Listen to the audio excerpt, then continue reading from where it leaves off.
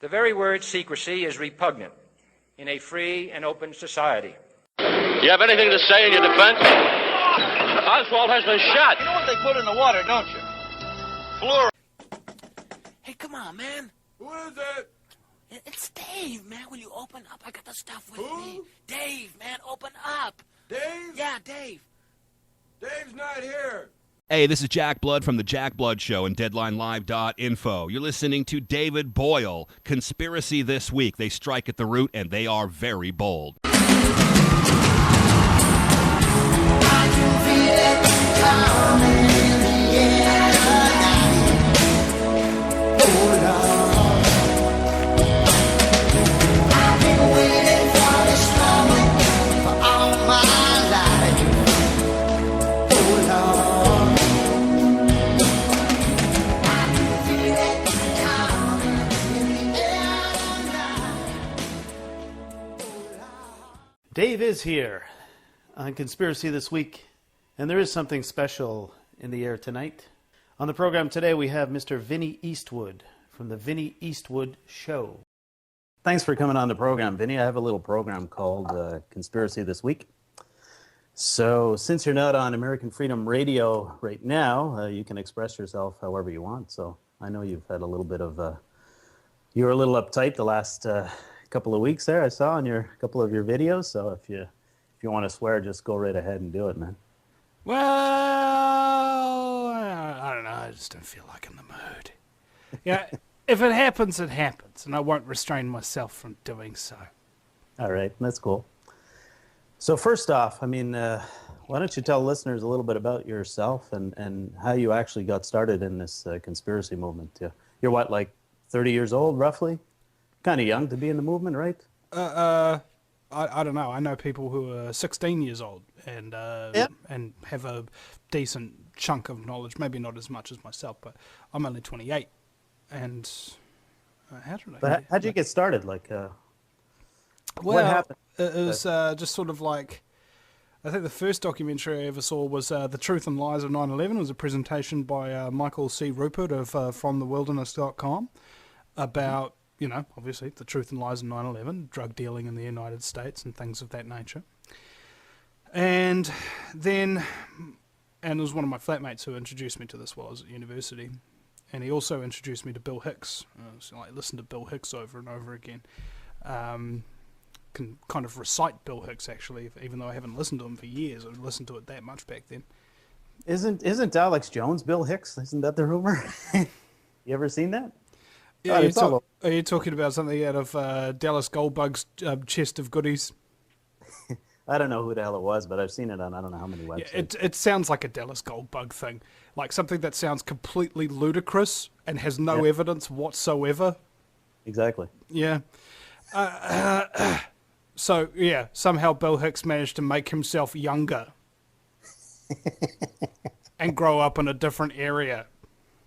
Exactly. Without an accent. And stop smoking. Yeah. Yeah, it's just wild rumors, man. Just crazy stuff. Well, see, and this is the thing. Who, what, where, when, and why, and how. Simple questions. Right. Okay? If you can answer those very, very simple, journalistic, grammatical questions on any topic, you're telling the truth. These people who start malicious rumors and or just wild speculation with no justification usually trip up on the second question, like, what happened? Oh, well, such and such, blah, blah, blah. Okay, who caused it? Okay, you're debunked right away. You can't answer simple questions about a topic that you claim to know everything about. You're retarded. You just haven't done your grammar. Exactly. And I was actually telling somebody this today. I was about to publish something about a friend of mine online that was wild speculation, and he decided that he'd run it by me first. I said, well, bro, call that person yourself and ask them those very direct questions, the who, what, when, where, why, and when, and how, and what have you. And if they give you answers, hey, you know that they're not lying, because they're actually capable of answering all those questions sequentially without a detail messed out, and all the answers will sound fairly reasonable. That's how you know somebody's telling the truth. If you can't answer the second or third or fourth or question or any of them or whatever, you know that person's just making shit up. Right. And that's actually one of my favourite phrases. Making shit up. A lot of people do it. What's going on right now in New Zealand? Any news that across the border here we would never be able to know about? Anything that comes to mind right away? We're about to do Cyprus-style banking. Oh yeah, That's going to be so fun. you're gonna lose what? You're gonna lose 10 or 40%? What's the going rate right now in the bankruptcy? The robber baron game. Who knows? Could be anywhere up to 100%. They're just saying that it's a brilliant idea to steal money out of people's bank accounts and then bail out gambling bankers who have no frickin' idea where the hell all their money went because they just made the shit up. So it's automatically can't be good, which would lead me to believe that they're probably going to be stealing around about 100% at some point. Yeah, I wouldn't doubt it. What's your take on that? Is this just a test case? Is this? Well, yeah, it's pretty obvious that it's a bit of a test case because, hey, they haven't tried it anywhere else just yet, and I think they're waiting for it to unfold, and apparently there's riots and all this other sort of stuff going on in Cyprus at the moment. It doesn't look good. Doesn't look good at all. And what's really concerning me, of course, is the fact that nobody's talking about the riots and everything like that that's happening in Cyprus. But New Zealand is a very lazy, fluoridated... in fact, no, I don't want to say that. You know, everybody's supposed to say good things about their countrymen. Let me put it like this. In terms of somebody doing 5 days a week of radio, exposing scumbaggery as I do. The only one, right? Is that it? In the history of this country. Okay? And currently 5 million New Zealanders walking the earth. And I'm the only one who's decided to full-time broadcast against scumbaggery.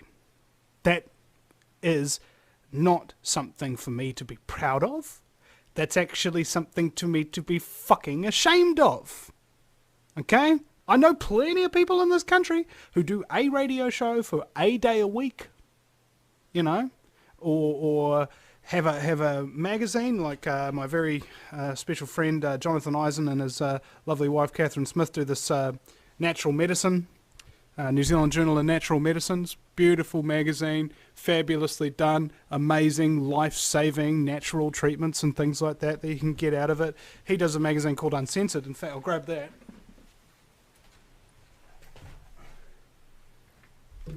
Here we are. He does this magazine. They just released Who Actually Killed Kennedy in the latest issue. The issue before that was about... Find anywhere, or is it just in print? It's just in print. And Okay. I told him, get it online. Because people will read that and download the PDFs, and they will give you money. They'll probably... Maybe they won't buy the PDF and they'll probably just get them off a friend or something like that. But if you say, okay, well, give us some donations or something like that, if you like the magazine, take it away for free and give us a donation if you feel like it. That's what I've encouraged them to do. And this is on the eve of them doing their massive pedophile exposing edition of the magazine. And that edition, exposing pedophiles, was ordered off the shelves. Oh, yeah. Uh-huh. You can't expose child sex trafficking without it offending people enough to want child sex trafficking to no longer be exposed. Well, maybe some... They're actually more comfortable with the child sex trafficking going on unimpeded than they are being comfortable with it being exposed and children being saved. That's New Zealand. That's incredible. Well, we have our own history of pedophilia, obviously, in more so in the Catholic Church there. Mm. And there's a big lawsuit going on now, which... Kevin Annett? Pardon me? You heard of Kevin Annett? Yeah, that's it. There's a big lawsuit coming out of Canada with the Aboriginal people and that. Mm. I'm sure you're aware of it. But, Stephen Harper has been indicted in that, and the Queen of England, and a bunch of other people. So we've had our long history of that, and obviously the Catholic Church is synonymous with pedophilia. So on some level, anyways, I mean, I'm sure they're not the only one, but they're the one that's been in the news more often than others. So it's it's a shame that you can't have something exposed at least for a certain amount of time before having it pulled off the shelf. But that's another advantage of having it online, right? Because it's a little bit harder to pull it offline, right? Hey, well, you can put anything you want online. You can even now publish malicious lies about talk radio show hosts, authors, actors, anything. Anybody who has a massive, reputable, respectable reputation, you can tell bald-faced lies about them all over the web, and nobody can do shit about it. You know? And there's nothing necessarily wrong with that, having that ability to say somebody is wrong or whatever. But even if you can't get a court order, you can't get police or any authorities involved, even if they're stealing your copyrighted content or any stuff like that. It's really weird. Well, it is strange. I mean, especially if you're in a situation where you're actually exposing somebody, and it's truth. And if they're not coming after you, right, and you're slandering them, and I mean, wouldn't you think that if somebody said something about me online and I knew about it and it was public knowledge and it wasn't true, I mean, obviously, I'd be attacking them, right? I mean, I'd be doing a lawsuit, defamation of character, or something. But your friend should get that magazine online for sure, because getting it pulled off the shelf is not the answer, right? Yeah. Well, I think they lost a decent percentage, like about because they had it in supermarkets and chain stores and things like that, and they got pulled off those shelves, and that was like 40% of their revenue just. But they're obviously not able to hit people like myself in Canada or anyone else anywhere other than New Zealand. So, I mean, I think the best thing is to get subscriptions and online and that, and then you can hit as many people as possible, right? Well, yeah, and see, this is part of what I feel that my role in the truth movement is, or at least some things that I try to do is help people. Some people make a living out of attacking people. I try to make a living out of helping people, because there's so many truthers out there who have great content, great minds, but they're completely inept when it comes to making videos or making radio shows or something of that nature, which are piss easy for me. So I just invite them on my radio show and give them a couple of hours of coverage and do all the audio and the video archiving and all of that kind of stuff. So it's like dead easy for them. All they have to do is sit there and yabber away, and it's done as far as they're concerned. And I take care of all the alleged hard work and sort them out. Also, trying to advise other truthers about how to get revenue out of doing this job. And there's two routes you can take. There's the commercial route or the plead poverty route. Now, the commercial route is far, far more difficult. Well, it might be more difficult. I'm not 100% sure, because there have been guys who've done the commercial route to great success. Me personally, I take the plead poverty route, saying to people, look, I'm going to give you all my shows for free, but if you want commercial free archives, you can get those for free if you want, of course. Please donate. And I've got a little ad-free audio archives page to send you, so you can listen to all these eclectic people that I've interviewed and that kind of thing, and just get them all live and live in colour, and it saves you a lot of time actually listening to ad-free archives. Like one day I was just thinking to myself, you know what, I want to listen to some Truth or Talk radio. So I turned on this radio station. I have the documents, it's just like, oh God, made me feel in a fetal position. And turn on this other one. Well, everybody, is so stupid Americans. Well, I don't even care about my people anymore. Oh my God, that's depressing. Turn that on. And another one, well, I'm practicing my yoga and eating my special herbs. And, oh my God, it's annoying. Then I listen to my radio show, and it's fun, and it's hilarious, and the guests are really insightful. And before I knew it, I'd listened to 6 of the ad-free archives, just one after the other. And I really do enjoy hosting the show, giving people a platform, and simply basically doing what other people just can't do. That's something that I really take a lot of pride in.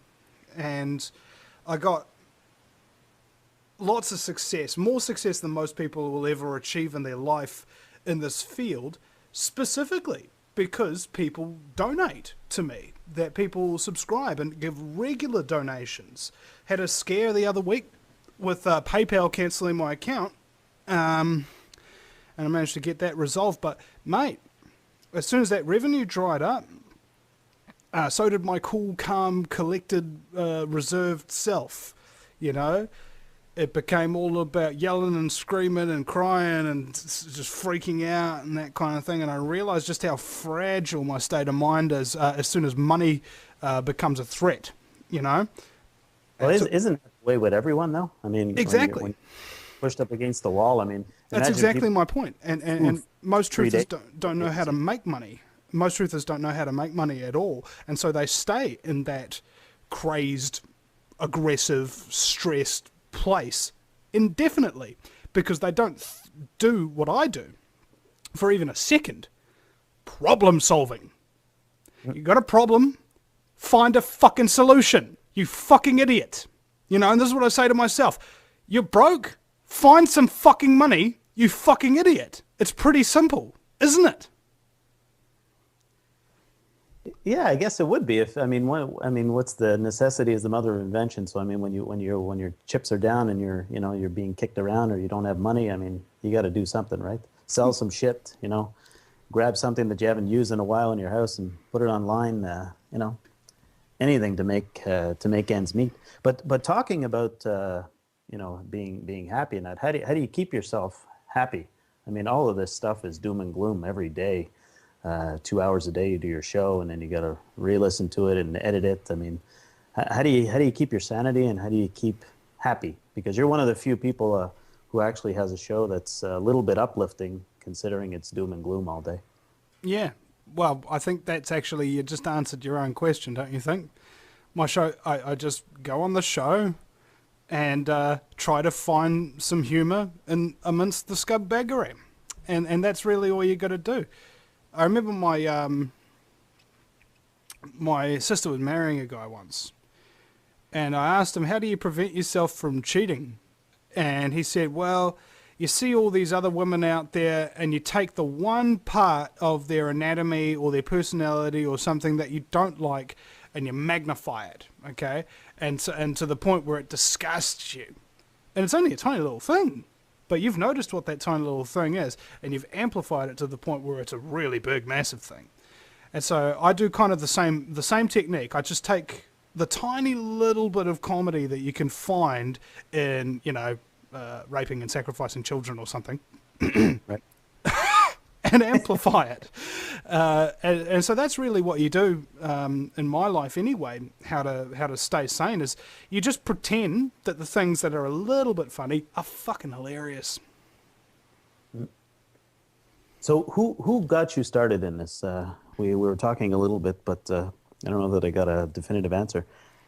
Who I mean, you said one of your buddies there, but was it Alex Jones who really pushed you to the point of getting your own show and doing this on air and doing that? Was that the main trigger for you, or was it someone else? I think it probably was primarily Alex Jones, yeah, absolutely. I was listening to his show on repeat, like I'd listen to his 3-hour broadcast twice a day. So I was spending 6 hours a day listening to Alex Jones. And watching his documentaries and reading his articles and all of that kind of stuff. And then I started looking around, for a New Zealand alternative to Alex Jones. Is there anybody in New Zealand doing what Alex Jones is doing in any way, shape, or fucking form? No, there fucking isn't. So I decided to become him. as it were. Not, I don't want to become Alex Jones. I will That's never, ever be Alex Jones. Of course, it's impossible, of course. But also, I will never, ever run my show the same way that he does, or make my videos the same way that he does, or anything, because I'm a completely different personality. I'm simply performing a similar function of truth media that simply didn't exist in this country until I came along. Well, not to this extent anyway. And I'm also very worried about me becoming full of myself, obnoxious, have delusions of ganja, and that kind of thing. Has there ever been an instance for you that, I don't know, you ever been scared of doing this stuff every day? I mean, is there anything that you ever wake up and say, you know what, is it really worth it? Well, you know, the reason I got out of working as a slave is because I didn't like being a slave. And I got into doing this, and no matter how broke I was, no matter how hard I was down on my luck, at least I don't have to go to work, be surrounded by vacuous, stupid people who don't really give a fuck about anything but themselves, who live for the weekend. I don't have to be around psychopathic, sociopathic bosses who steal my ideas and make money off and criticize me for even having them. You know, I don't have to do that anymore. I don't have to get out of bed at hours that don't suit me. I don't have to be stuck in traffic. I don't have to take shit from customers if I don't want to. I don't have to, you know, people don't realize how horrible their lives are until they're not living that life anymore. I now realize how wonderful my life is, despite all its problems. That's what I really, that's basically my motivation for doing all this in a large degree, is because I actually developed what I call employophobia, where I literally have panic attack if I'm about to be employed by somebody. like seriously. Last 2 job interviews that I've been to, it just kind of bubbles away right underneath the surface, like you're up to water in your eyeballs and it's over your nose and you can't breathe. And when they call you back and say, oh, you got the job and everything like that, and time starts here, and then that day comes closer and closer and closer, and you get more tense and freaking out about it, until you ring them up and you just say, look, I can't do it. Cannot be employed ever again. So do you have a fear? Because it's you would think that because of that you have a fear of the interview process too, or is it just the actual final going to work? I got to start tomorrow morning. Well, I don't like the interview process either. I forced myself to go to one, and it was just like, oh, no. And even another one when my friend offered to give me a job, being interviewed by your friend and freaking out the day before you actually have to go to work and stuff like that. That was a new experience for me. It's just I have a fear of being employed. I really do. I have a fear of having to follow somebody else's orders without being able to argue the point. Whether or not this is the right thing to do, whether or not it is a good thing to do, whether or not it's going to be beneficial for the customers. If I cannot talk with honesty, I cannot deal with that situation, and that's what all employment inevitably leads you to: lying to yourself and to those around you just so that you can keep your job. Because you can't criticize your boss. You can't tell the customers, you know what, you're a fucking asshole. I don't want to. I'm refusing you service. Get the fuck out of here. You can't do that because you lose business and your boss will fire you. You know. Well, my product sucks. You better buy somebody else's, right? I mean, you can't actually say that. No. Right. So it's well, it is. It's kind of a hostage. It's kind of a jail sentence, right? When you think about it, and it's incredible that we have to do it for 40, 50, 60 years. Some of us, you know. It is. No. You don't have to. You got me depressed there, Vinny. You don't fucking have to do it. That's what these employers have got you thinking, is that everybody has to have a job. It's like, you fucking don't. Everybody has to have money. Doesn't mean you need a job in order to have money. You need to provide services for people. You can do this of your own accord.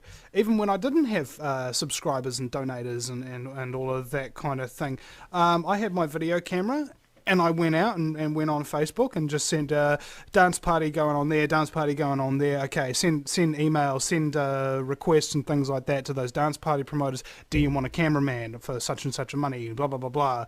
And sure enough, they said yes. And I made exactly enough money. And this is actually the more important point, is synchronicity, man. I cannot tell you how many times I've been sitting here in this chair thinking, fuck, I need $500. And an exact $500 donation turns up. Or I will say, I want a pie. And as soon as my show finishes, somebody knocking at the door. Vinny, do you want a pie? I got you a pie.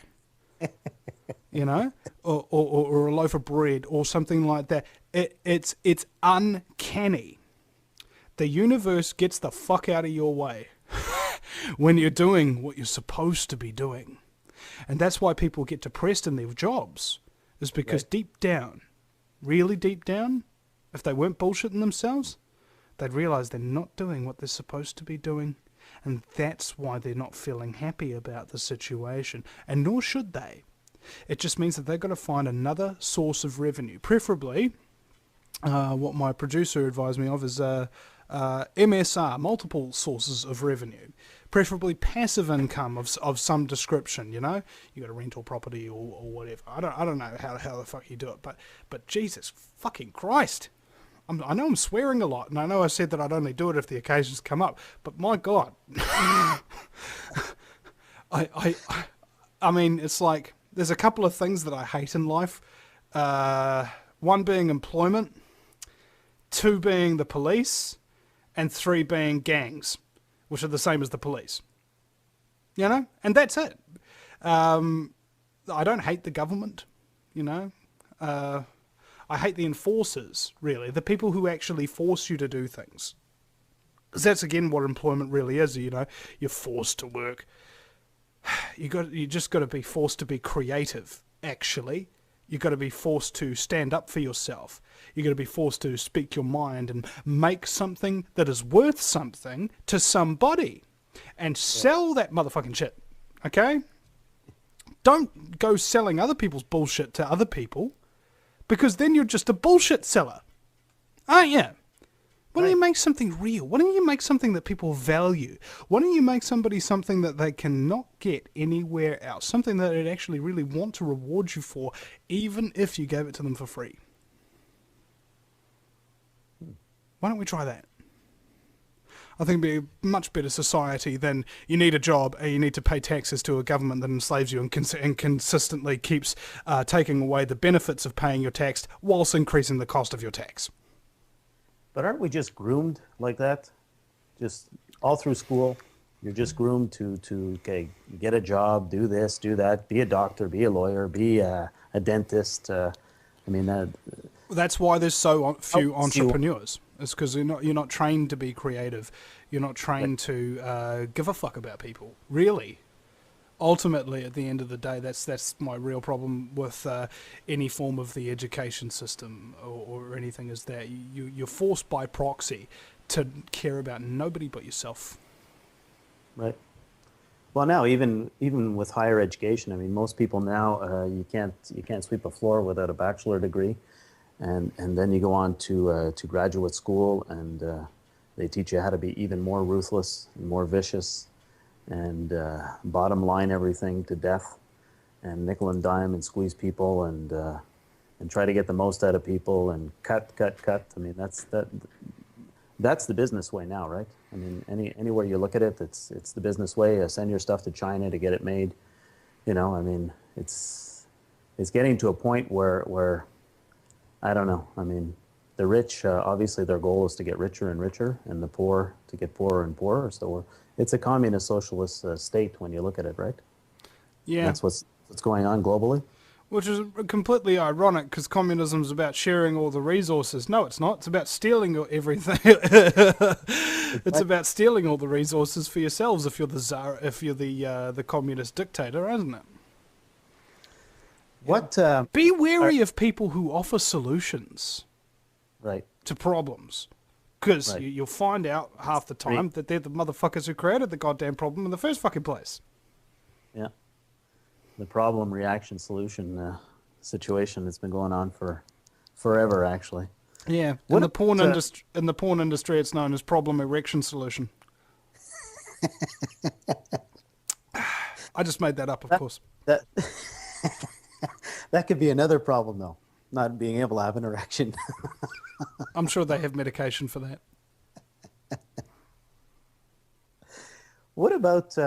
I never really hear you talking much about religion. Are you religious? Do you subscribe to anything? Is it like, or are you just spiritual, or what's? What is Vinny Eastwood? I don't on that? know. I don't know what I am. I know that I'm not religious because I don't follow any religions. Mm-hmm.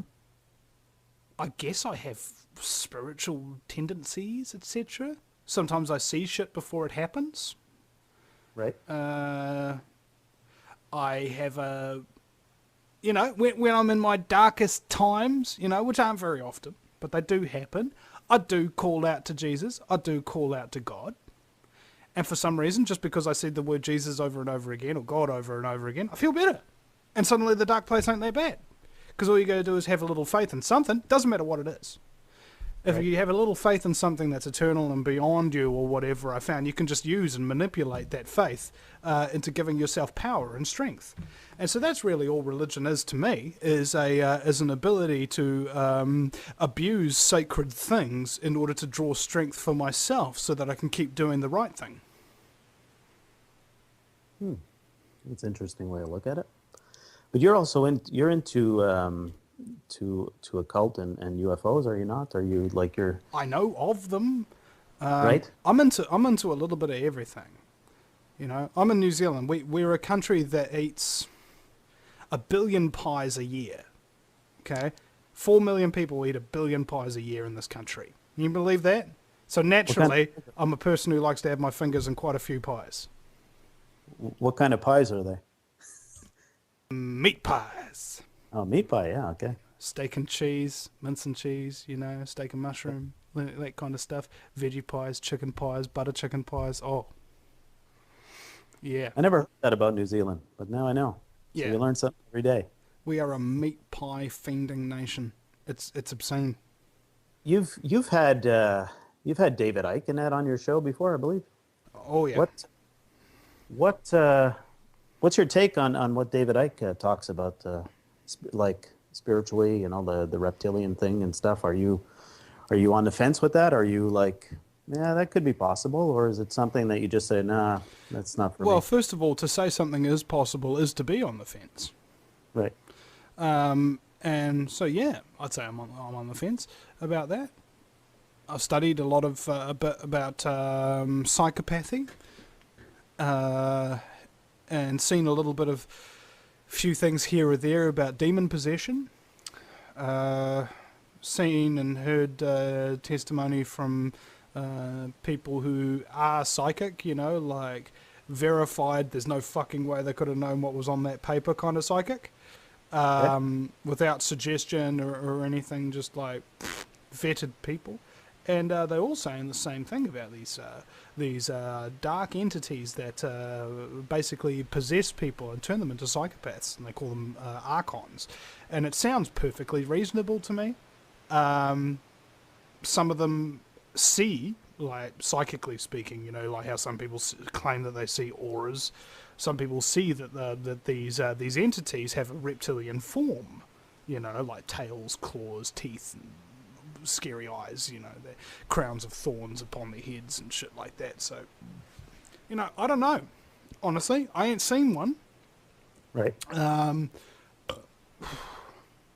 Regardless of whether or not it's true, the assertions that David Icke and many others have put forth as the objectives of these entities are already coming true. Okay. Doesn't matter whether or not you believe it. It's fucking happening. You know, that's the scary thing about it. And I don't know. I honestly don't know. I've seen so many things that make me question, and I'm certainly open to the possibility. But as with most things in life, I revert to my 3 favourite words. I don't know. My 3 least favourite words are I don't care. Right. That's interesting. You did have somebody on your show earlier today. I was listening a little bit who was talking about outer body experiences and that. Have you ever experienced anything like that you remember, or is it? You said you could have been psychic. You've had instances where you think you've had some predetermination. Is there anything that comes to mind? Mine's very interesting. Like quite in a synchronistic type way. Like I remember this one time. It happens with movies and TV and radio a lot, where I'll be. What was it? I think I was filming at my girlfriend's friend's wedding, and I went down to the venue to check it out. And while I was down there, the song pops into my head. You got to bust down to Electric Avenue. And I was like, that's a weird song. Why the hell am I thinking about Electric Avenue all of a sudden? I don't know. Get back in my car, turn on the radio. We got to bust down to Electric Avenue. I was like, fuck. Like I was. I was picking up radio. I was picking up radio somehow. You were on frequency. Yeah. You know, what are the chances of all the infinite words and songs and things like that are currently in existence that could have randomly popped into my head at any one point, and that be the very same song and the very same line in which I get into my car and turn off the radio that it starts singing? Did you buy a lotto ticket? Nope. And I think it also happened with the new Judge Dredd movie as well. I like, for some reason, you know, it was going in my head, watch Judge Dredd. There's going to be a new film coming out soon. I was like, okay, if you say so. I watched the old Judge Dredd with Sylvester Stallone. And then about 2 weeks later, I see this trailer that I hadn't seen and never heard of, you know, for this new film called Dredd, you know, a full remake of Judge Dredd. I was like, oh shit, that's why I was being told that. You know, and I went to see it. It was the fucking best film we've seen in a long time. It was so good. And speaking of lotto tickets, here's a timely story for you. The publisher of this magazine, Uncensored, Jonathan Eisen, he had a dream about the lotto numbers. Okay. And he went to his psychic, and he said, I dreamed of the lotto numbers. What do you think I should do? She goes, buy the ticket. So he buys the ticket, you know, that day.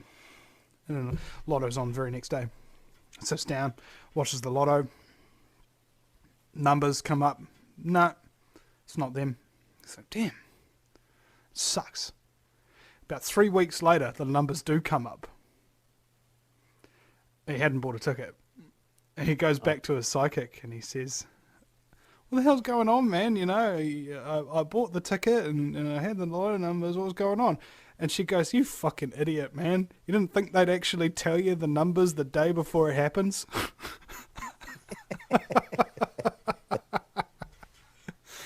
True story. You have to buy those same choose those same numbers for the rest of your life. You know, and I was just thinking, you know, the Lotteries Commission could make a shitload of money out of that by you know, if they were used a harp or something, which apparently it can broadcast a particular frequency. Like I think your brain synapses connect to each other, and your thoughts at certain amount of terahertz or megahertz or whatever the hell hertz. Right. Usually pain does, and actually broadcast proper words and voices and things like that directly into your head. So if they used that and told everybody the lotto numbers, It told everybody the wrong numbers, and everybody like wakes up that morning, the whole planet is, oh my God, I know the lotto number. Everybody goes to the lotto shop, spends all their money, and loses. That'd be awesome. That'd be the kind of prank I'd pull. Stupid idiots. And the government gets richer. Yeah. The lottery's commission of a crime. Well, that's a license to steal, isn't it, right? Lotteries, I mean, let's face it. I don't know. I think if you are part of the government, it's a license to steal. If you are a police officer, it's a license to steal. If you are a lawyer, it's a license to steal. If you are a doctor, it's a license to steal. If you're a mental health worker, it's a license to steal. Basically, if you're in a fiduciary level of responsibility, fiduciary meaning you're trusted and learned. So basically, people think you know stuff that they don't know. So therefore, you can do whatever you want and say whatever you want, and they'll trust you 100% because they believe in your authority. Right. It's a license to fucking steal. Don't they call that a con artist? On some levels. Well, I think everybody you gain the trust of people, and then, like Bernie Madoff, and there was a guy here actually in Montreal who ripped off $100 million from.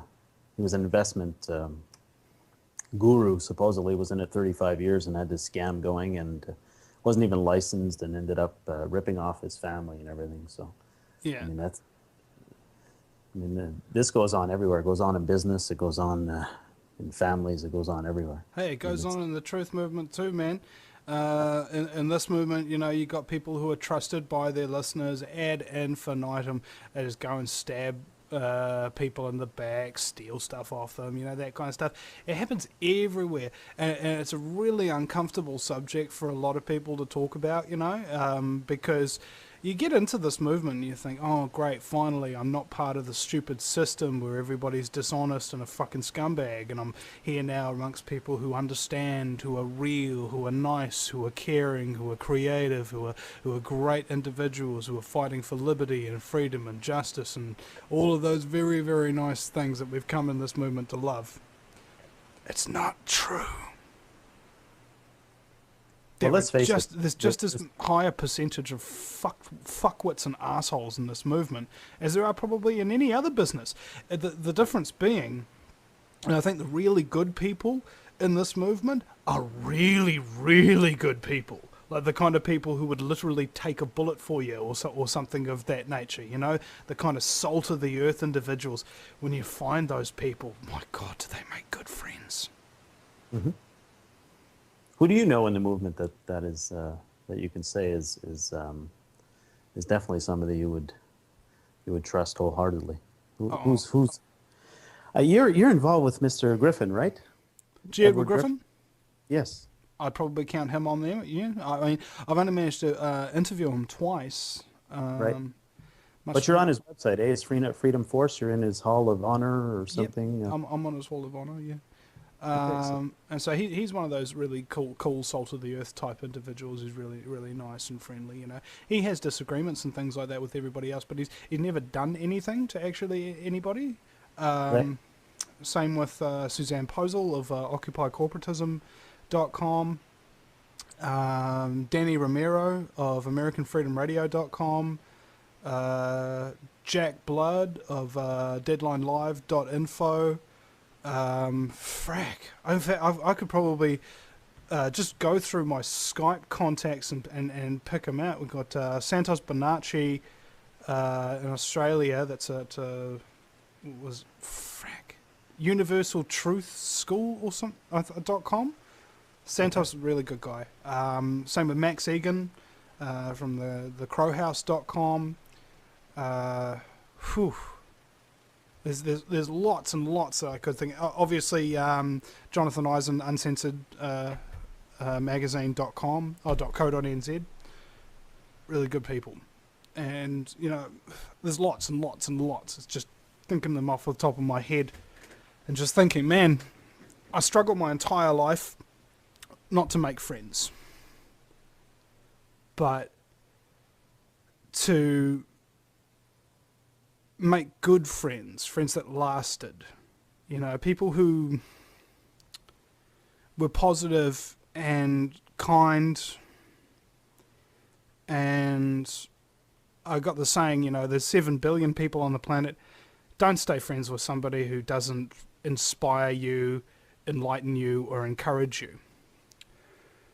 From all my previous jobs that I've had, from all my previous school years, and I've been to a number of different schools. I got suspended a lot when I was young for insubordination, as you might tell. The strap. I mean, how I don't get it, and I think it's before your time. yeah, and all the friends I had in university and everything. Not one of those people, not from the age of 5 when I started going to primary school through to the age of 22 when I quit university, through to the age of 24 when I quit my last job. Not one of those people is my friend today. That's interesting. It's because none of them were really good enough. Right. All right? And that's the thing. Your friends have to be somebody who's better than you. They have to be wiser. They have to be stronger. They have to be more creative. They have to be kinder. They have to be something. Every single one of my friends, and the only reason why they're still my friends, is because they're better than me at something. Like I've got something to learn off them. And the reason I'm a really good friend. I'm really kind. I'm really generous, and always giving my time out to my mates and helping them move house and stuff like that. Just because nobody else would do it, and I was there, and they said that they needed help, but they weren't even asking me for help. I would just go ahead straight offer, and then before I know it, I've done 8 hours of moving for them. Just straight off the bat. Or I really go out of the way for my mates. And if they don't frickin' pay me back in some form of generosity or kindness to the level that I would give forward to them, it's just they're not real quality people. And it's really good because I've learned how to make good friends. I never knew how to make good friends. I only knew how to make friends with people who would damage goods, who would keep borrowing money off you until the point where you get sick of loaning them money, and then they'd be angry that you wouldn't loan them money anymore. Users, abusers, charlatans, that kind of thing. I'm just above it now, really. I've seen through all the bullshit, and I've had enough bad friendships in my time to recognize what a good friendship looks like. Right. But you've also mentioned, I think, once or twice, being in this movement. I mean, it can actually ostracize you from people, right? From family and friends and stuff, right? I mean, I've always been ostracized my entire life. But sorry, go ahead. I'm interrupting. Go ahead, continue. No. You continue. No, but I'm saying, like, being in this movement, I mean, being that it's a minimal percentage of people who actually understand what's going on or know that there's something that is out of the ordinary. I mean, you can't go to work and talk about this stuff, at the water cooler. You can't go to a wedding and bring this subject up because people just they just walk away from you. They just say, hey, this guy's fucked up. Mm-hmm. They don't understand. I mean, it's they don't understand their own history, their own country's history, the world history. They don't realize that something like this could be possible. That actually people, when you've had oligarchies for thousands of years and people ruling, and all of a sudden, because let's say, for example, the United States gains their independence, that all of this shit stops. They don't understand that, and it can actually take a toll on you. I mean. But then again, do you really want to be around people that influence you by peer pressure and stuff? I don't. personally. I want to be around people who aspire me to be a better man. Right. And usually the best people to inspire you are the ones who lead by example. Right. And there's plenty of people, obviously in the movement, and you've mentioned several of them that you can learn from. And obviously with this kind of stuff, you've never learned everything, right? I mean, it's just ongoing. Every day is a new challenge. Every day is a new. I got an old saying that I came up with when I was a young man. The man who thinks he knows everything obviously knows nothing. Right. And the man who thinks that he knows nothing probably knows enough. Right. Isn't that, well, Socrates said that too, I believe. I know that I know nothing, or I'm just paraphrasing that, something along those lines. I mean, basically meaning that you've never learned enough, right? Mm. I mean, Well, I mean, see, that's my saying, but there is another saying that's not mine. It says there's nothing new under the sun. And the same ideas will come up again. And I'd never heard of Socrates saying that. And I came up with this years before I was even a truther. You know, I'd always thought really deeply about things and tried to figure out, you know, the questions to life and all this kind of stuff. Because basically my life really sucked. You know, I was wasn't terribly popular at school, to tell you the truth. Had a lot of problems fitting in, and yeah, life was pretty depressing, I guess.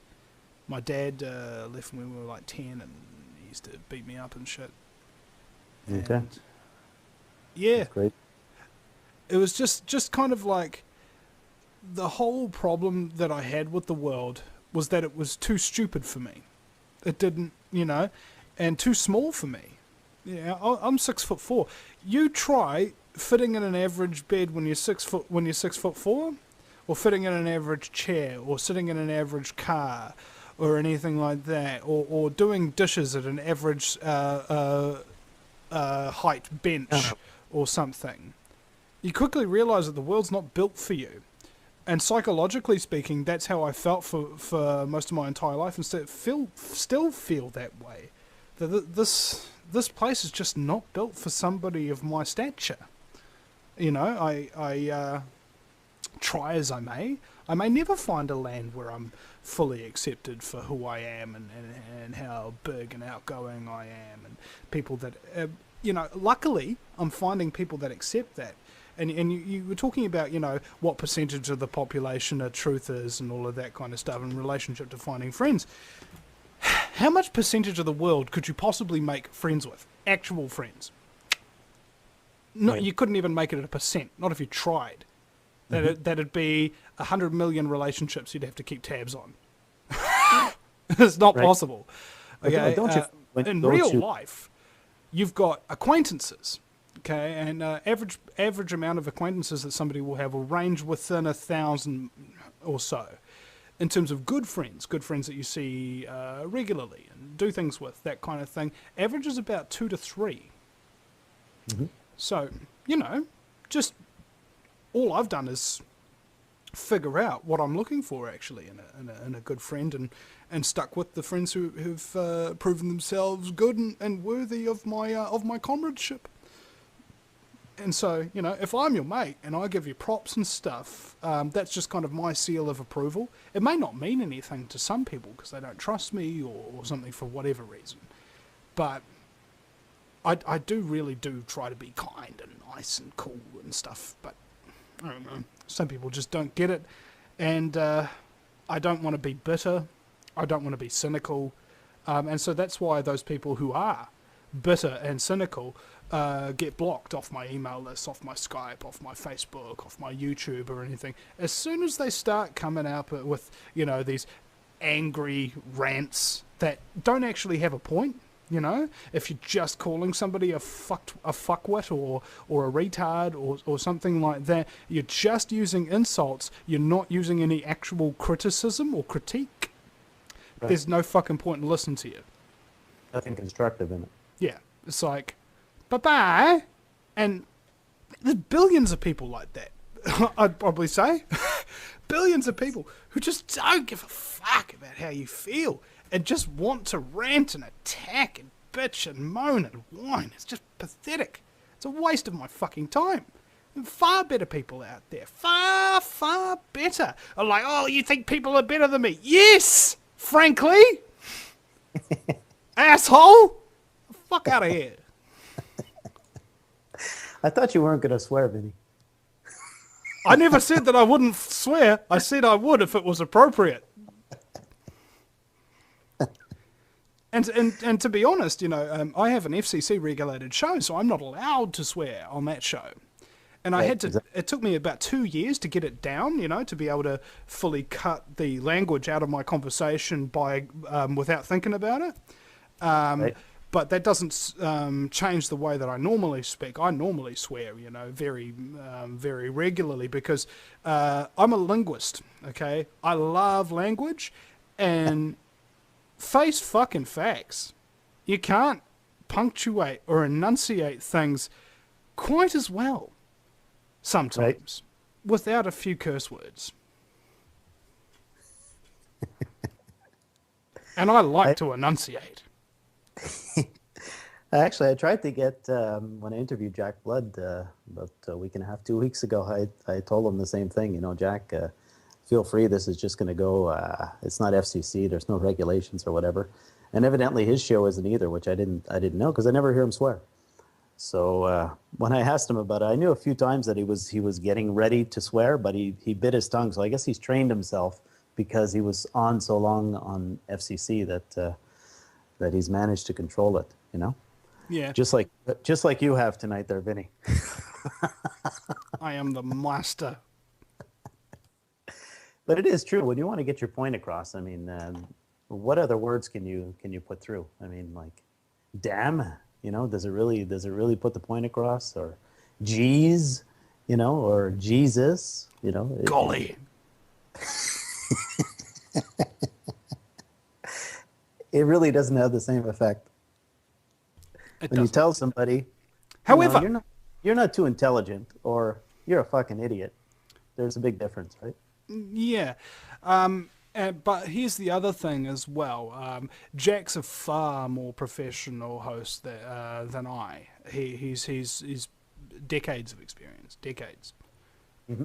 And maybe he understands the dynamic of having a public persona, because if you do swear like a sailor, as I do on some radio shows, it means everybody who has a propensity to be offended by swearing will switch off from you, and switch off from you completely upon hearing that one broadcast that is not FCC regulated where you use language that they think is foul or offensive.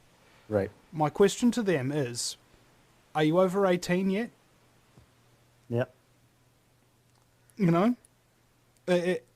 Are you an adult? These are only words. And if you're going to be angry with somebody for using words, then you're no better than the New World Order censors who prevent certain words, actions, and things of that nature from going out on radio or on television. You're no better than the FCC. But then again, everybody has a right to listen to what they want to listen to without, it making them angry or offended or anything like that. But, even then, why the hell are you listening to this kind of talk radio anyway if you don't want to be angry or offended? I mean, jeepers creepers, look at the world around us. If there isn't something about it that makes you angry or offended, there is something wrong with you. Exactly. Well, I got a motto. I mean, what I usually like to say is, I've been called worse by better people. So nothing really offends me, when somebody comes off swearing or insulting like that. But I can understand how some people can get insulted. But maybe you should go to church. See, I let it all in. Actually, everything insults me. Everything offends me if it's intended to. Right. But I don't get, and sometimes I do get hung up about it, and I think that's something I'm going to have to learn to control. later on in life at some point. I certainly haven't been able to block it out completely as yet, but when people abuse me, all these memories of my childhood and the amount of abuse that I got, like I remember when I was in Form 1, like 11 years old, grade school as it were.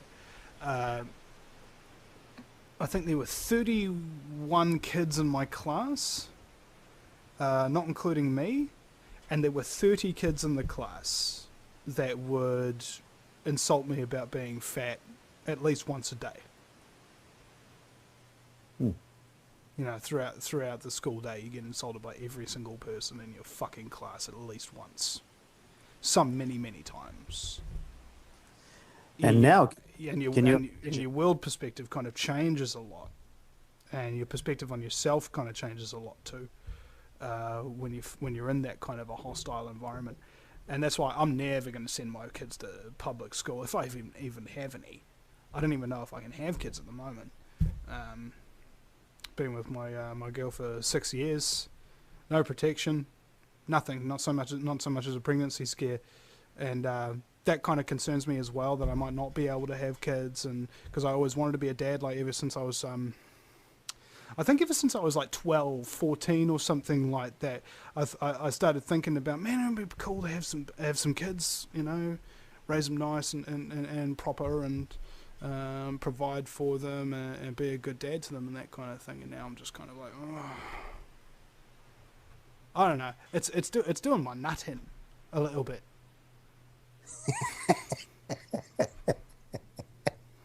But there's services for that now. I mean, you can get fertility drugs and that, right? Allegedly. Allegedly, yeah. Okay. Another phrase I've borrowed from my man Jack Blood.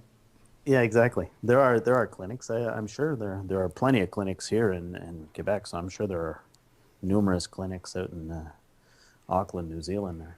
Yeah. That can help you out. I mean, it's Hey, either that or it's perfectly possible. It's perfectly possible. And the point is, we haven't gotten to that point yet because it's so expensive to live. Right. Just to survive, let alone support another life as well at the moment. Exactly. And it's getting worse for everybody. Well, it's insane with the especially when you're bringing up kids and they have the peer pressure of school and they got to have their iPhone and the latest fashion and the latest shoes and the latest this and the latest that. I mean, it's and it's not as if that most of the kids don't have it. They all fucking have it. Every kid has a smartphone. So this is what I'm going to do. You know how some people they go, okay, I've got 9 months to prepare the baby's room and get all the clothes and all the baby gear and all that stuff, right? And as soon as the day you find out you're pregnant, if my missus ever got pregnant, I'd be like, okay, I've got 9 months to create a scholastic institution that can raise children from cradle to grave and teach them only truth or shit. Right. And be totally responsible. Have a curriculum and all these subjects and everything like that. So you can actually literally send your kid to school and know that they're actually going to learn shit. Because it'll be interesting, real, right, and fun, and actually of value. Okay, that's the problem. School is the opposite, the antithesis to all of those things now. It's not real. It's not fun. It's not engaging, and it's not useful. Until I create an alternative system of education that is the direct antithesis to everything public education really stands for, I don't think I want to have kids yet. And maybe I should get working on that right away. Well, you could always homeschool and have the little one beside you on the radio show there. Get a quick education on the radio show there. Be quite precocious, I'm sure. That's incredible. I wanted to ask you you have so many people that have been on your show and you've had so many angles there. Who do you think is running the show globally? What faction is it? Is it the conglomerate? Is it somebody, some specific faction, Illuminati? Who do you think it is? All of the above. You You don't think there's...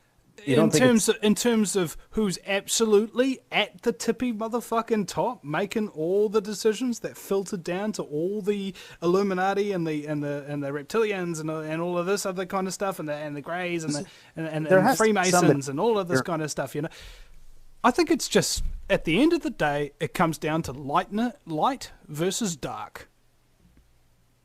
You know, that's really all it is. There's something dark up there, sending down all this compulsion, all these messages, and all this sort of stuff. Fucking shit up. But there's also something light up there that is sending down love, creativity, strength, purpose, duty, honor, all these good things to oppose it. And I think that's really my ultimate conclusion, is that it really is a battle that's been going on since time began, since eons eternal became known. Light versus dark. And you have to choose your side. The choice is never made for you. That's an interesting way of thinking.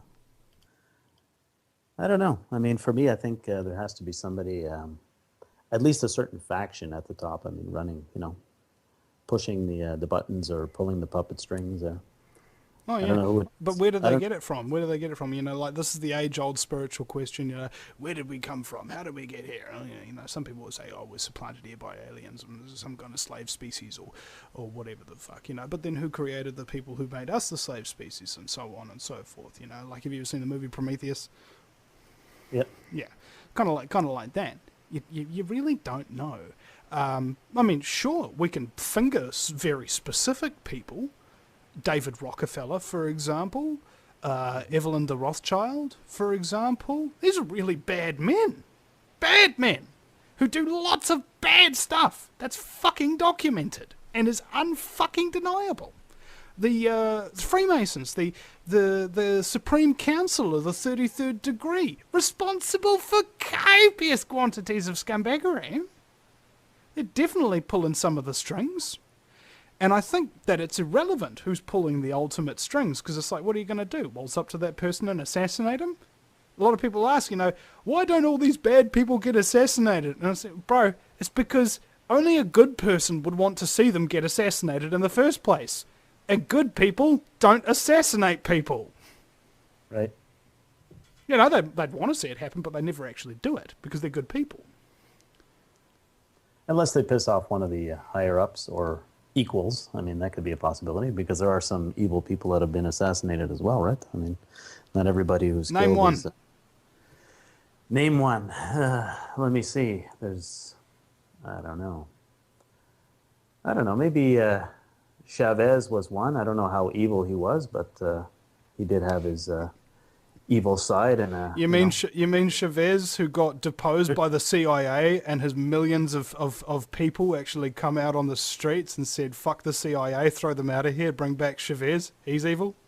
Yeah, but he was. I mean, don't tell me he didn't make money. He made money. I mean, he hoarded a lot of stuff. He wasn't the perfect dictator, let's say.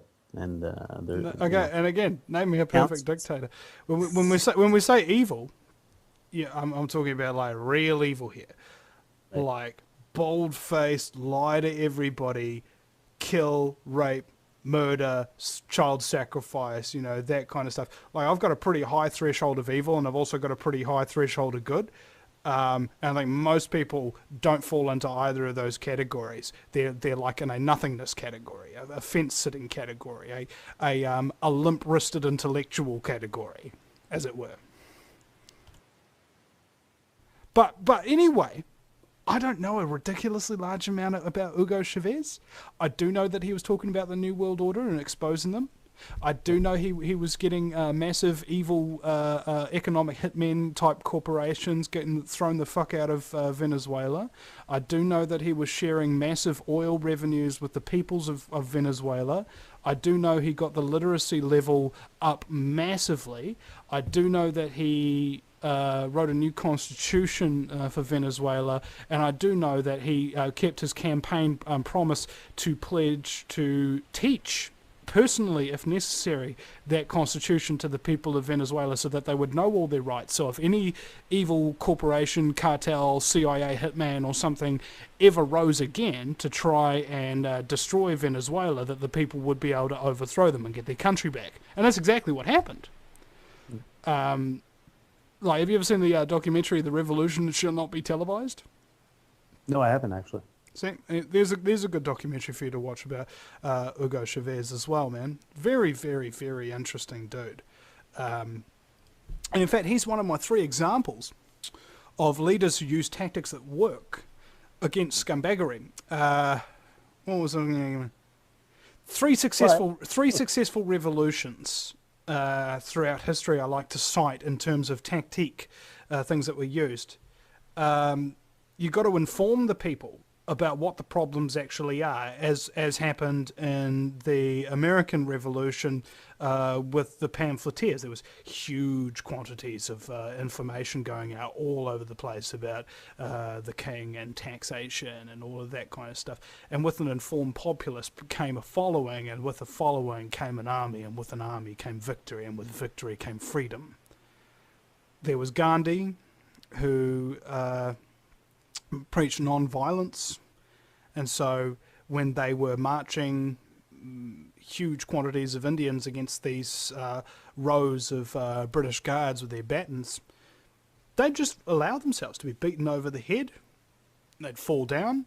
A line of women would grab the line of men that had just been struck down. They would drag them back to give them treatment. And then another line of men would come up, and they'd get their heads smashed in. And then another line of women would drag those men back, and then another line of men came in and get their heads smashed in. But before you know it, soon enough, every single baton that was being used to beat these guys over the head was broken. And they couldn't hit them anymore. And they just kept marching forward. Nothing could stop them. And then the final revolution was Hugo Chavez there, about... if you're going to have a revolt, and appoint yourself as a dictator, which I don't agree with, in general, if you're going to have a revolution and you want to have your revolution sustained, if you want your country to sustain itself, teaching, as he did, the constitution of your country, teaching its history, and teaching people the value of having their rights and things like that, and teaching them the honour and the discipline and the respect it takes to actually defend said rights, even if it means risk to your own body or your family or something, to protect these particular rights, liberties, and things that your country was founded upon.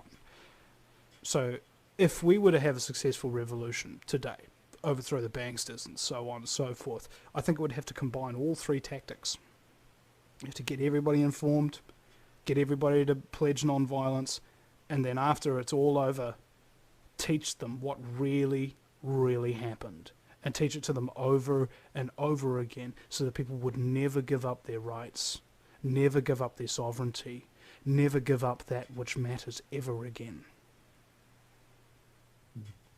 But we're talking about reversing a mass indoctrination too, though. I mean, after...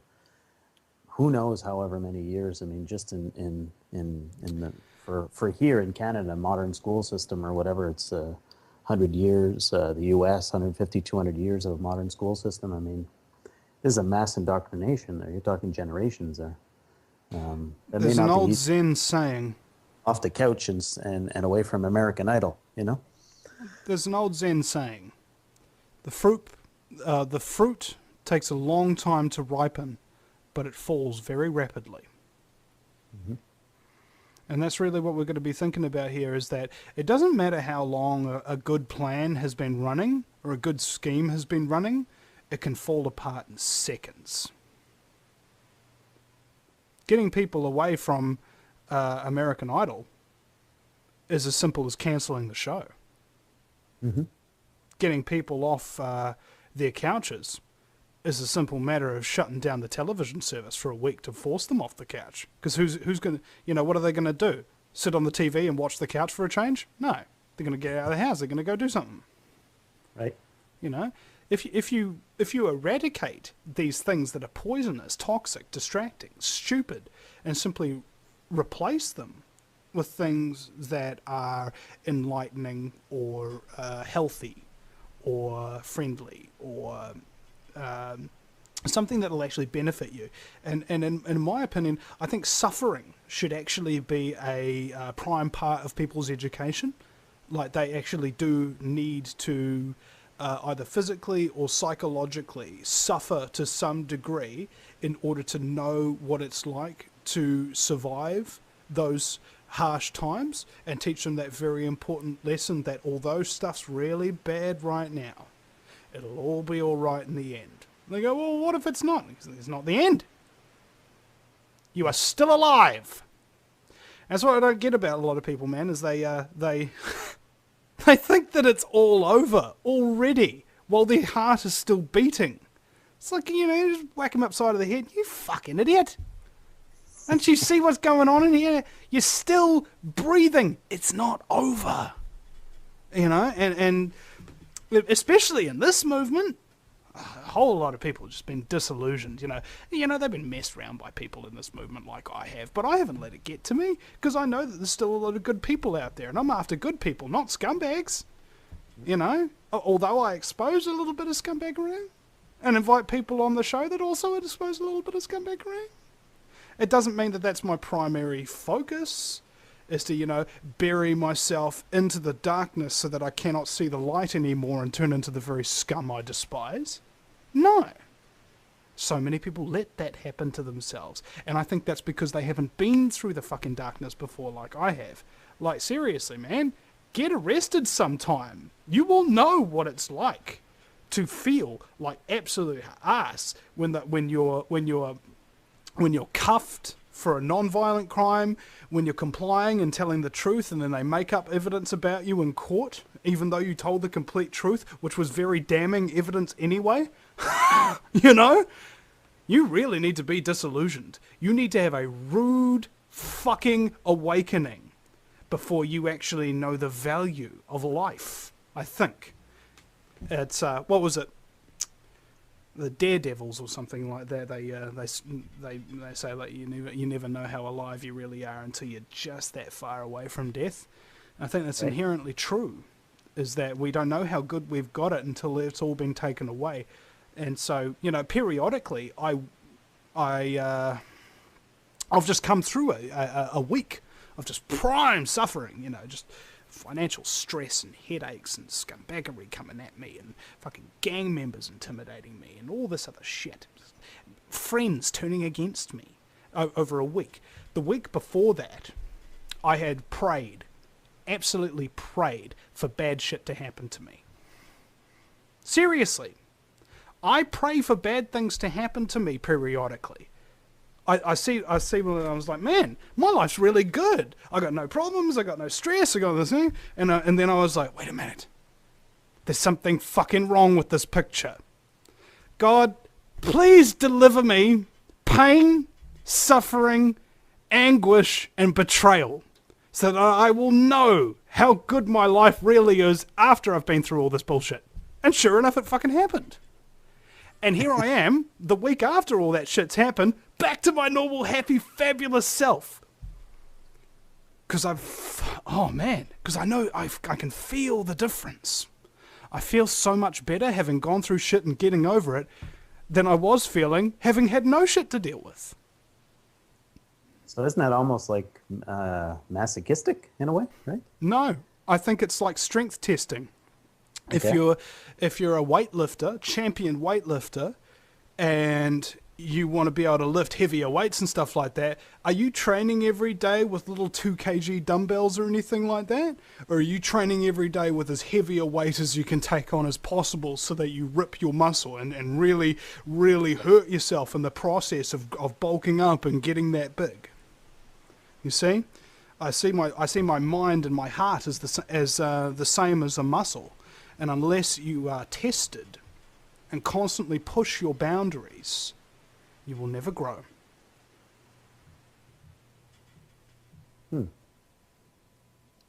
That's an interesting philosophy. What, You haven't mentioned your website. I think I forgot to ask you at the beginning. You should probably mention your websites. I think you have a couple of them, and let people know where they can access you. Yeah. And help you out so you don't have to suffer anymore, Vinny. Well, the thing is, even when I don't have to, I still choose to, because I knew that I'd become a very weak, pathetic, and dependent individual on the people who prevent my suffering if I wasn't. I wouldn't be able to take care of myself. You know, that's kind of the reason for it. Sort of like casting yourself into the wilderness to see if you can put yourself up against big, giant, nasty wolves and stuff again. Anyway, websites. TheVinnyEastwoodShow.com. That's Vinny with a V. Obviously, and oh yeah. It's Eastwood, like Clint Eastwood, as in go ahead, make my news. Right. All right. So the VinnyEastwoodShow.com. You got to put the because there's only one Vinny. It's me. On there. And and I encourage people to actually really pour through that website, because I have spent years building up and having bazillions of different pages and stuff all over that puppy. Like, I've got Vinny Eastwood jokes. Like, I come up with original jokes and stuff like that and publish them on the website, you know. So if you ever feel like you're depressed or upset or something like that, go and have a look at the Vinny Eastwood Show joke page, and you'll have quite a few laughs, okay? There's the humour page as well, where we come up with all these great pictures and things like that of stuff that you can look at and stuff. You know, like David D's illustrations. I'm sure you've heard of these. Yeah. Yeah. So we do our own David D's over here. Is called Roy McDougall, and he started volunteering for me a year or two back, just to do, you know, pictures. Like, I'll come up with ideas and he'll do the pictures. And fuck, he's good. Oh my god. And I'm so lucky to have him too, because like dig this. This is the level of skill and prowess he has. You know the Olympics, right? Right. He designed the uniforms for the New Zealand team. Like, that's how respected an artist he is in this country. And he's doing all these pictures for me of just every crazy idea that comes off my head for free. Wow. That's a fucking truther, mate. That's a fucking truther. Shocking large amount of archives. Eastwood cartoon character, a little comic book there or something, you know? Or a little... Is that something that he does? Does he do caricatures and stuff, or what is it? Just he can do pretty much anything. Yeah, like, you really just have to go and see the page, eh? So it's thevinnieeastwoodshow.com/humor.html, I think. thevinnieeastwoodshow.com/humor.html. It should be right. It should be a riot for you. And also my YouTube channel is also a very important one, because I've got so many interviews on there that's just not funny. You know, thousands upon thousands of videos. Wait, I'm not sure if they're thousands upon thousands, but certainly over 1,000, and nearly approaching 2 at least. 6,000 subscribers, 1.5 million video views almost, I think. And that's Mr. News, Guerrilla Media, or you can just search Vinny Eastwood on YouTube. That's Vinny with a Y, because that's the most important question, obviously. Mr. News, Guerrilla Media, and of course that brings us to Guerrilla Media itself, which is an aggregate website where we have contributors from all over the world. They're not being paid, and I'm paying the website hosting and all of that kind of stuff, and they contribute to the website for free. I contribute to the website for free, and it's just a platform so that good, credible people who maybe don't have immense resources and things like that can at least have a place to contribute their credible and insightful information. That's at guerrillamedia.co.nz, and we're revamping that as well with realguerrillamedia.com to include a lot of more high-ranking truthers in the community and things like that to basically give us their RSS feeds so that they can contribute in an aggregate to the website so that you can go to one website, realguerrillamedia.com, and you will be able to find a massive list of contributors, of people from all over the world who don't need Guerrilla Media's help at all to get their content out there. They're already famous. They've already got their information going out there. But what they are is somebody who's very credible, knows what they're talking about 100% of the time, backs up what they're doing with fact, and is a good, decent person who will never commit scumbaggery. And we want to put all those people on this one central website, so that anybody anywhere who's introduced to the truth movement can go straight to this website and literally find 100 names or something of that nature, to basically go and just start listening, start reading, start learning. Multimedia. If somebody's doing a radio show and a TV show and writes blogs and articles and everything like that, we want you. Go to Guerrilla Media or the realguerrillamedia.com and sign up at one of the application forms if you're interested in contributing to it, and we'll put you up there on the list. I mean, we're just in the building stages of it now. It's really difficult, I've found, having a side project when your main project is something as big as having a 5-day-a-week radio show, plus doing any other radio shows that any other people invite you on. Thank you, David. All right. Is there anything else that you would like to talk about? Is there something that I missed, or something that is nipping at your bud right now that you might want to express before you go to bed or I go to bed? Is there something you wanted to talk about? Anything in particular that we might have missed? I'd love to play you one of my songs. Yeah, sure. Why not? That's what I forgot to ask you. I realized that you're a musician too, right? Mm-hmm. Oh, go ahead, man. All right. My day. All right. Well, this is the one we made on this weekend, and I just played it on my show today, and I just think it's fucking awesome. It's called Innocent, and I don't have the the Skype thing that you need in order to play it through Skype, so I just kind of like play it through the speakers, and you'll be able to hear it through there. And I'll transfer the actual song file to you, so you can redub it over on the recording that we do. So yeah, I'll put this on, and I'm going to go take a wiki leak while I do so. Go ahead.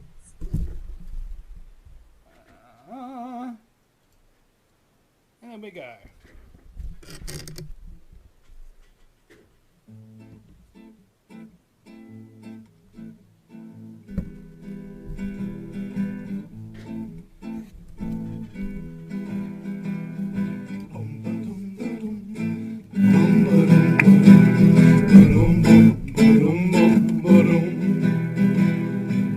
Sitting on a bridge, seeing the river go right by my little eye.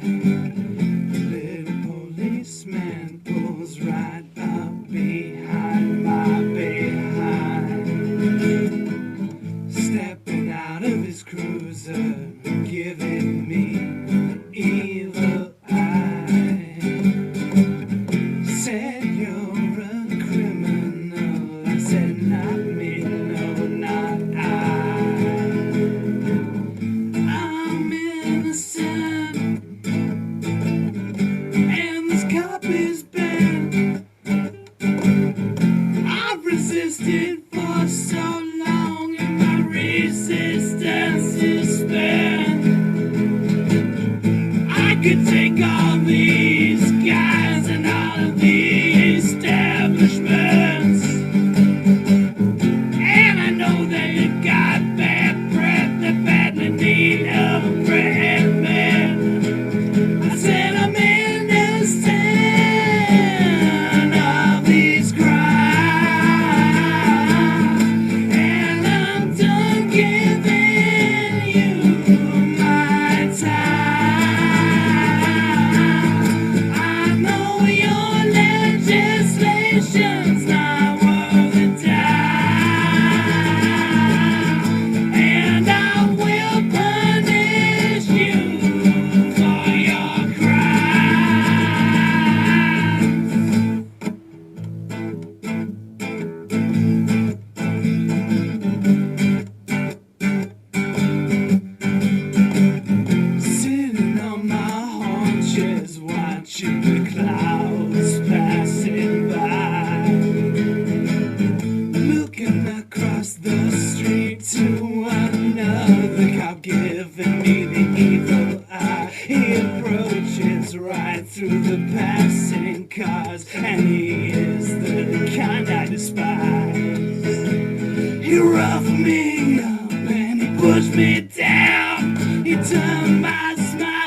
to a frown. He sprayed me with mace right in my face, and this system's coming down on me. Yeah, I was innocent.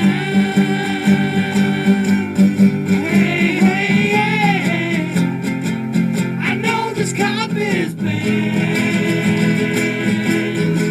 Oh no, justice for me.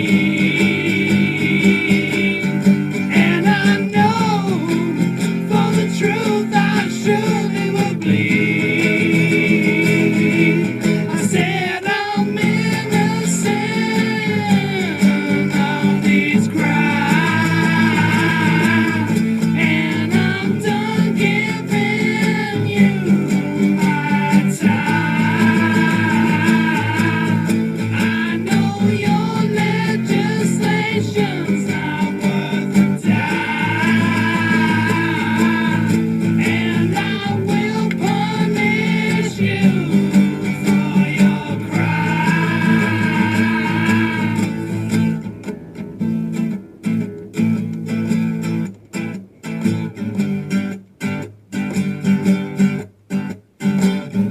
I was right, minding my own beeswax. Ooh, yeah. Then a man came up and started demanding I pay my tax. I told him, what is your authority? He said, fuck you, you're not me. He said he was just doing his job, like a cop supper that never pays his rent like a slob. I was innocent of tax evasion. I know you're taking over my nation. I've seen your lies for what they are, and I know your lawyers are not trained enough to pass the bar. And I see you now for the liars and cheats and extortionist scum you are. I said I'm innocent of these crimes, and I'm done giving you my time. I know your legislation's not worth a dime, and I will punish you for your crimes. We live in a system of compulsive theft. They're gonna take until there's nothing left, and when it's all bereft, nothing's gonna stop us from telling them to go get effed and say we're innocent of these crimes, and we're done giving you our time. We know your legislation's not worth a dime, and we will punish you for your crime.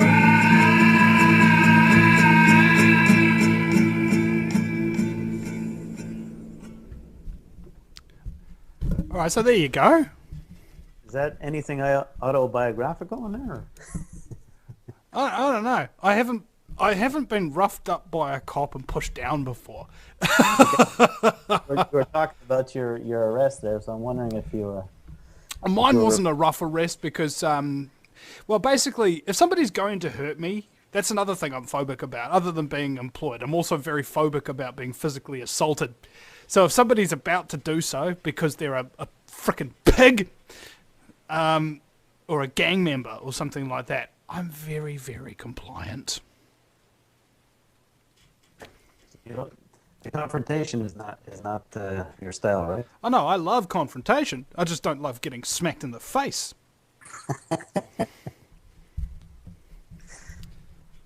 You know, physical altercations and confrontations are not the same thing. Right. A confrontation is when somebody's being called on their, on whatever, being challenged in some way, shape or form. I love a challenge, just hate getting beaten up by scumbags who you can't fight back against because then they'll freaking kill you. Well, they have all the power, right? So when it comes to the police, so Yeah, pretty much. at their, yeah, you know. There was a great quote that Zen Gardner sent me. Actually, he said, "What did he say?" I think if you refuse to pay illegal taxes, you get arrested. If you resist getting arrested, you get shot, and this is what we call living in a free society. Oh no! If you resist getting arrested, you get beaten up, and if you resist and if you fight back against them beating you up, then you get shot. This is what we call living under the rule of law. Yeah, incredible. Yeah, pretty much. I'm not the kind of person who will ever get shot unless, you know, somebody else draws first and it's just like, what, you know, completely take me by surprise, because I never start violent altercations and things like that, you know, never do. I think the last time I laid a hand on somebody in violence was when I was 15, and I pulled a chunk of my friend's hair off of his head, like a big handful of it, and then I walked right down to the assistant principal's office, and I put the clump of hair on his desk, and I said to him, "I think you need to suspend me."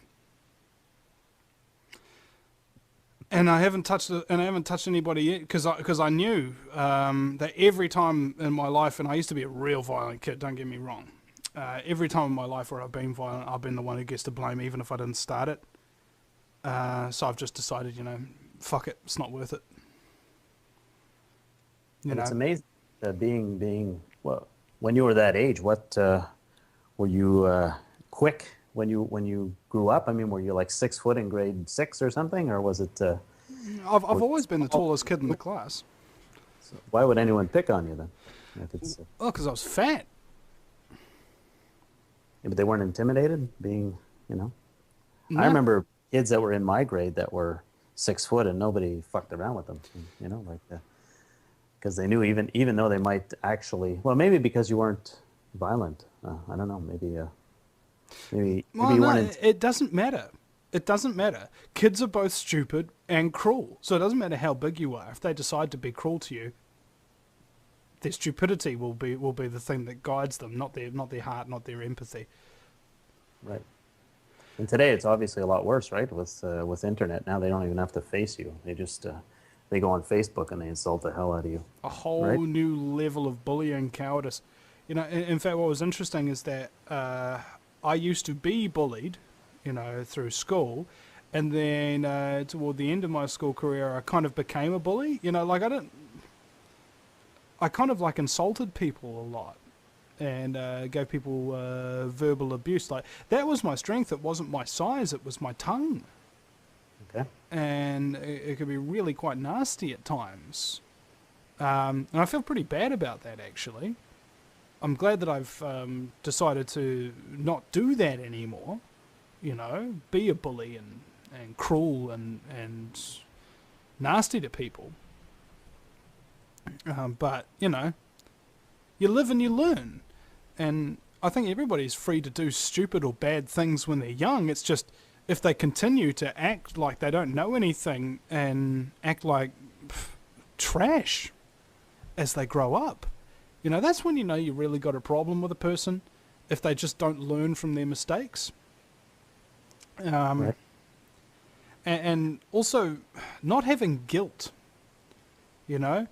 People who don't feel guilty about bad things that they've done and like feel guilty for like the rest of their life, even though the issue's resolved, kind of thing.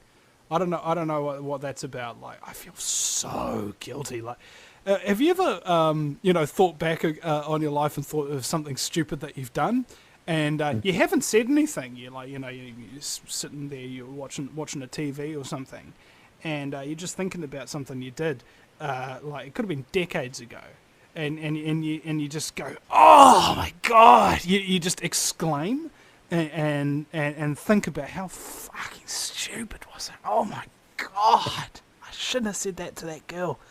Damn, I never got laid that night.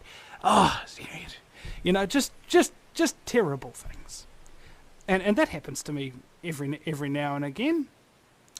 Do you think the people that you're talking about, do you think they remember it? Do you really think that? I don't know. I don't care. I do. I do, and I'm fucking ashamed.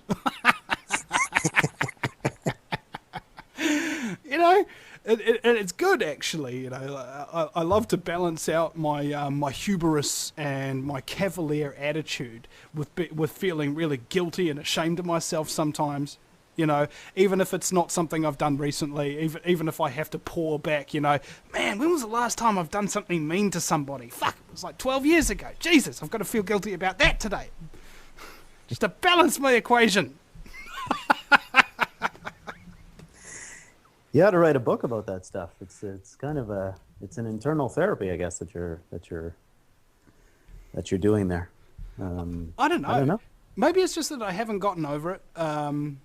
I still remember everybody who's ever fucked me over. You know that? Yeah. That is a lot of baggage to hold on to. All of them with negatives, apart from the one guy. Because I got him back. He was all right, dig this, right? Sitting in this flat. One of the rooms has gotten become available. And this is one of those real hardcore flats with one of those head tenants who's a real asshole. You leave one dirty dish near the sink, you hear about it within 2 minutes, kind of thing. Mm-hmm. So he comes into we're about to start showing people through the flat, so he comes into the living room, talks to me and the other flatmate. He goes, "Okay, guys, remember the rules." And I was like, "Yeah, all right," thinking about it. You just clean up everything and do whatever he says and blah, blah, blah, And he goes, "No niggers, no curry munchers, no coconuts." And we were like, whoa. Well, at least I was like, whoa. This guy really is a fucking Nazi scumbag. And when I left, he kept my bond money, the motherfucker. Oh, yeah. Mm-hmm. So, 2 years later, there was no fucking possible way he could connect me, or he probably didn't even remember me. But I went back with a couple of the boys to his place with a can of spray paint. And we spray painted a giant black swastika on his concrete driveway, the part of the driveway that's right near the street. Right. In a neighborhood full of Indians. It said his name was Corbs, like surname Corbin from Corbin's Wines, and famous wine brand here in New Zealand. So it said, big swastika, NZ, Nazi HQ, Corbs, inquire within, on his driveway.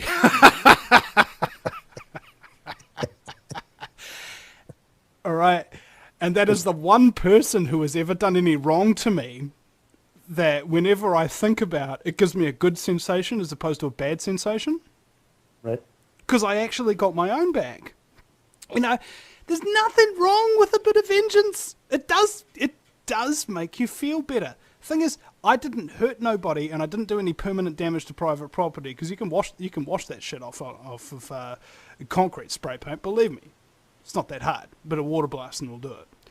And I think that's what people's disconnect is about revenge. Is vengeance is a dish best served cold, as as the Klingon proverb goes. Right. It doesn't mean it has to be done horrifically and callously and cruelly. I think you just need to right the situation. Now, in terms of the New World Order, I in retrospect, I figured that I found out that a lot of the problems in my life were actually caused by them, as is almost all the problems in everybody's life are actually caused by these fucks.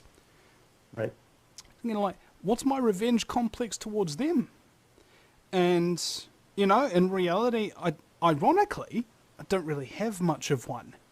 What I'd prefer for them, instead of being drug out of their mansions and hung in the street and have people spit on their hanging corpses, as happened to Mussolini and his mistress, I would prefer that they keep their mansions, they keep their cars, they keep a bit of money, but they relinquish control over all of their massive financial assets that they've been using to actually do damage to people's lives and to their economies, and thus to their very methodology of existing in modern society. Give that all back to the people under our control, however it's fucking possible to do it. Take the methods of madness away from these people, but still allow them to live their lives of luxury. Just say, look, you can't control us anymore, and you've got two choices. You're either going to give it up peacefully, and you're going to live out the rest of your life in luxury, without reprisal from any of us. We're not going to revenge kill you, we're not going to gang stalk you or anything like that. We're not going to spray paint stuff on you, but we are going to show everybody these things that you have done and let you live your life in peace knowing what you have done. How long do you think they'd last with that? Who knows? If the truth was out. I'd give it a week and they'd be exactly as Mussolini. No, I don't know. Say it again. Good people don't assassinate people. If you've got a whole countryside full of people, I don't exactly know how the Mussolini hanging and everything started. I mean, I don't know who actually decided to string him up. Sometimes all it takes is a demagogue, one bad person with a way to get the people's ear, and he can turn a bunch of mothers and fathers and sons and daughters into ruthless killing machines, just like that. Right. That's the power of the word, and I think that's why the New World Order is so afraid of people like me and yourself. Not necessarily because we're going to raise a rabble and have them executed, but because of the power of our words to make people think, make them feel something. We've all been coerced into ignoring our feelings, ignoring our own sense of justice in favour of saying, I just need to keep my job, so I'm not going to say this about the boss and what have you. As we were talking about in the beginning of the interview. And I think that we've managed to suppress our own thoughts and our own feelings for so long that most of us don't even know how to identify actual feelings, actual sensations anymore. Like we've forgotten what it feels like to feel something real in favour of vacuous entertainment or some other form of distraction. And I don't know how to correct that situation other than, well, in fact, I just don't know. I don't know. Well, I'm just trying to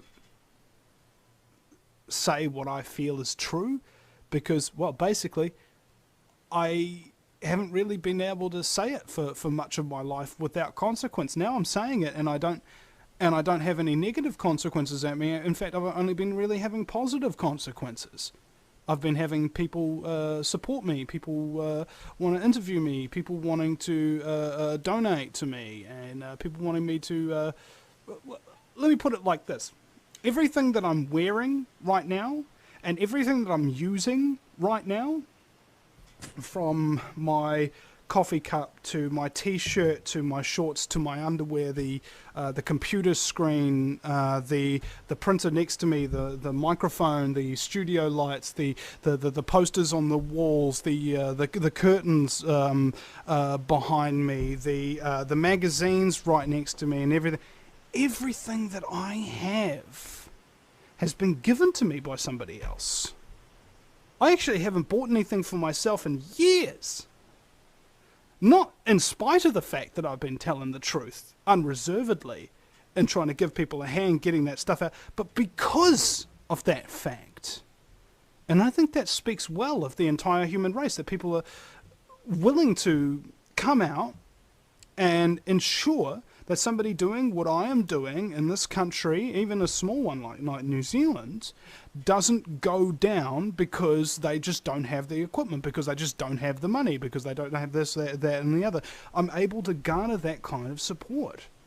And it's not like, oh, I'm Vinny Eastwood, I could raise $2,000 in 48 hours to buy my girlfriend a new car. What can you do?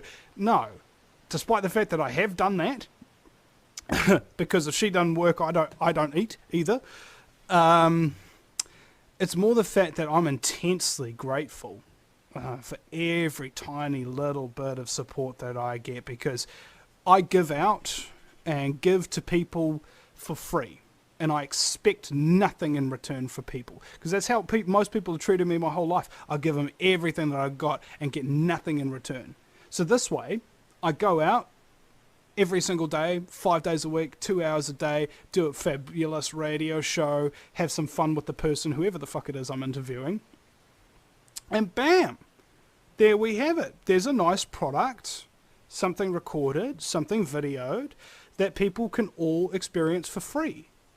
And some people, just some, will think, that's bloody good work.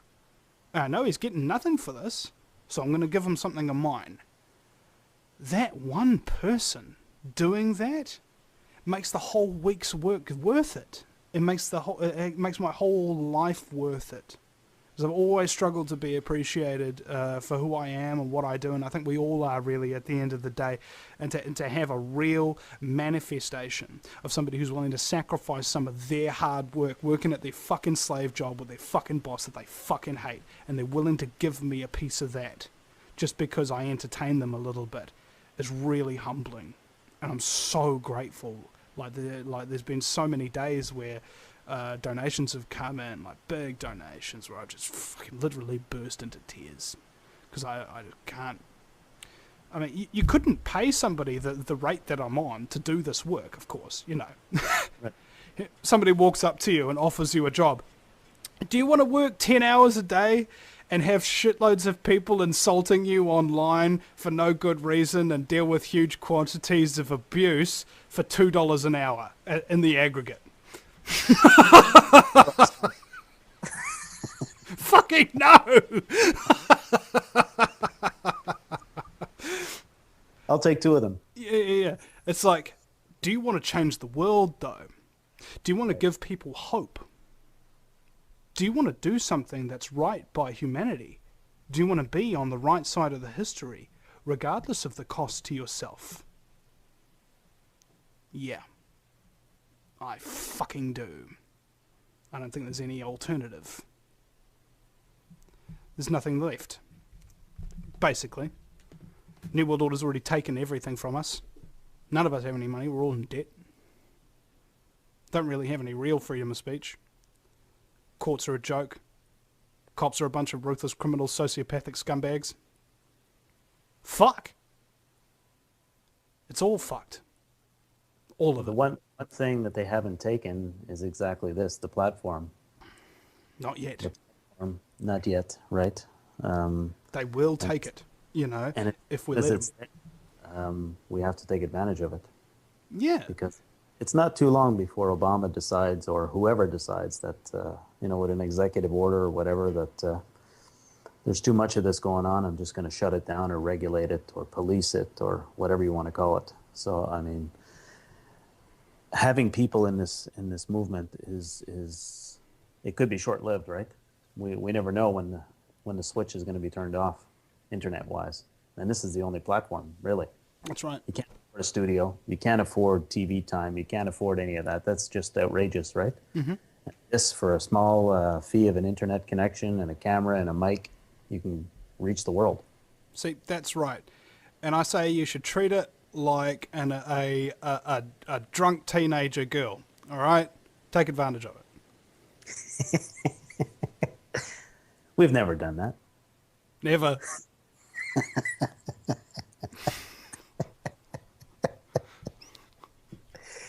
Oh, Vinny. Hey, that's a been good great. note to finish it on. Yeah. All right. Take advantage of young influential girls while they're intoxicated. Good night, everybody. See you next week. But on that note, that's actually pretty funny. I might use it as my my exit for all my other shows. Can you put it to could do music? You could do worse. Yeah. I don't see how, but Right. I'm sure it's possible. I want to thank you for coming on the show. It's the show's Conspiracy This Week for some of your fans. There's a YouTube channel, Conspiracy This Week, and also on Blog Talk. So this will be posted on both at very shortly. So I invite everybody to come out and take a gander at it. And I believe you're going to be putting it on your channel too as well, I think. Oh, yeah. The Vinny Eastwood channel, Mr. News, right?